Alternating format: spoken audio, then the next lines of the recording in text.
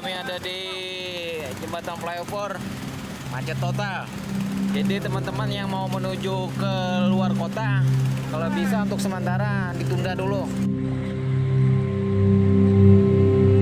Nah, banyu berdalam, banyu ya Allah, ya Rabbi, banyu berdalam. Kondisi di Palima persis di depan Karyati. Allahu Akbar ya Allah ya Rabbi. Mohon syafaatmu ya Rasulullah. Mudah-mudahan selamatkanlah.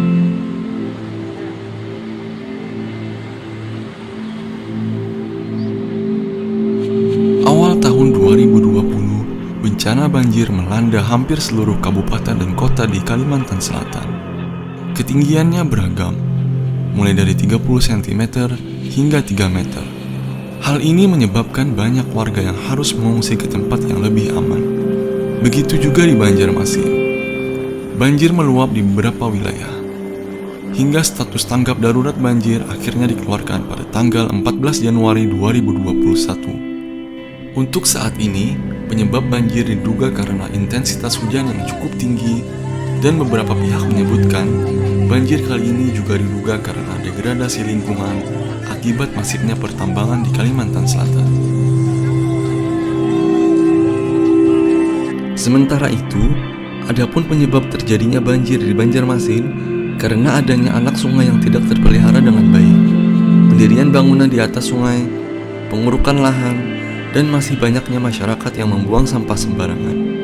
Maka daripada itu, pelaksana harian Wali Kota Banjarmasin menghimbau masyarakat agar lebih menjaga lingkungan, terutama tidak membuang sampah sembarangan. Assalamualaikum warahmatullahi wabarakatuh. Baru-baru ini kita merasakan dampak dari bencana banjir yang melanda kota kita, kota Banjarmasin. Tentu kita sama-sama berharap ke depannya tidak terulang lagi bencana banjir. Sebagai pelaksana harian Wali Kota Banjarmasin, saya Haji Muyar menghimbau kepada seluruh lapisan masyarakat kota Banjarmasin untuk tidak membuang sampah sembarangan, terutama di sungai.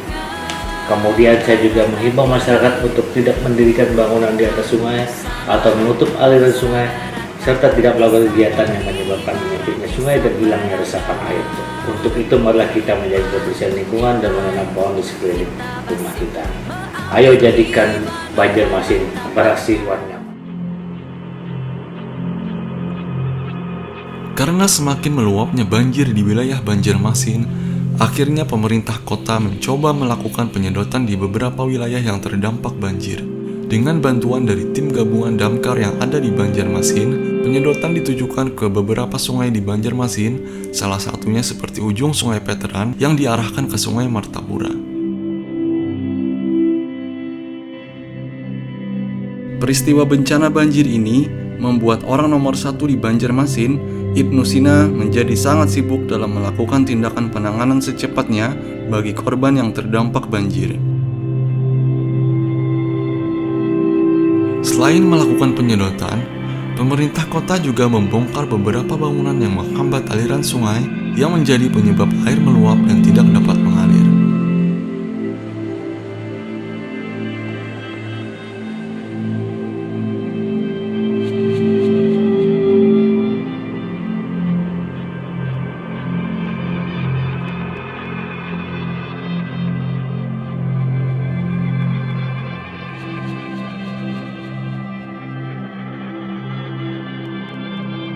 Menurut BPDB Kota Banjarmasin, hingga 20 Januari 2021, sebanyak 32.000 kepala keluarga dan 100.000 jiwa yang sudah terdampak banjir.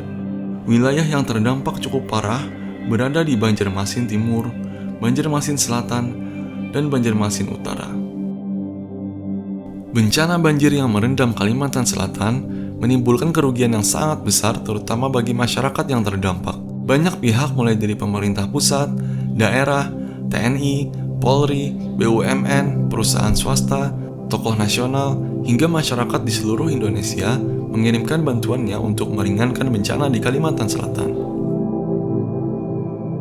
Adapun upaya yang dilakukan pemerintah Kota Banjarmasin dalam rangka menangani bencana banjir yang terjadi yaitu dengan memberikan bantuan sosial berupa sembako, obat-obatan, pakaian, dan lainnya kepada masyarakat terdampak yang membutuhkan. Yang kedua, dengan membuka saluran air yang tersumbat, membongkar bangunan, menyedot air yang tergenang ke sungai yang mengalir, dan membersihkan sampah-sampah. Yang ketiga, dengan melaksanakan kegiatan trauma healing terhadap anak-anak dan orang tua yang berada di pengungsian. Musibah banjir besar yang sudah tidak terjadi selama 50 tahun silam tentunya menjadi pengalaman pahit bagi masyarakat Kalimantan Selatan di awal tahun 2021 ini. Alangkah baiknya kita semua sama-sama mulai belajar dari kejadian ini agar lebih peduli terhadap lingkungan, dimulai dengan menanam pohon dan tidak membuang sampah sembarangan terutama ke sungai, agar bencana ini tidak terjadi lagi di masa mendatang.